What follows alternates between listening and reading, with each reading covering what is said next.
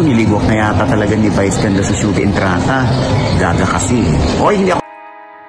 Totoo nga kaya ang chika na tinanggal na ng tuluyan si Shuvi Entrata sa Metro Manila Film Festival 2025 entry ni na Vice Ganda at Nadine Lustre na Call Me Mother? Yan kasi ang kumakalat ngayong chismis sa social media matapos umanong tuluyang mabadtrip umano si Vice sa dating Pinoy Big Brother Celebrity Collab Edition housemate na si Shuvi.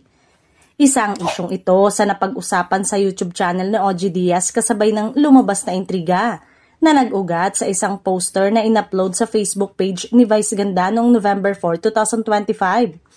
Ayon kay OG, nabasa ko lang sa comment section sa isang post ng page ni Vice, kung saan dito ay parang hinahanap ng mga tao kung nasaan daw si Shuvi. Hinahanap nila si Shuvi, tapos meron pang nagsabi na talagang scratch na talaga ni Vice itong si Shuvi kaya wala raw siya sa poster. Ang sabi pa ng talent manager at content creator, ang nakita niyang poster ay tungkol sa Christmas tree lighting sa Araneta City sa Cubao at hindi ang MMFF 2025 entry ni Vice Ganda. Nabanggit din ni OG ang tungkol sa inilabas na resibo o ebidensya ng mga netizen na magpapatunay sa pagka-imbierna raw ni Vice ay ang controversial na issue noon kay Shuvi sa dati niyang vlog na jojowain na tutropahin.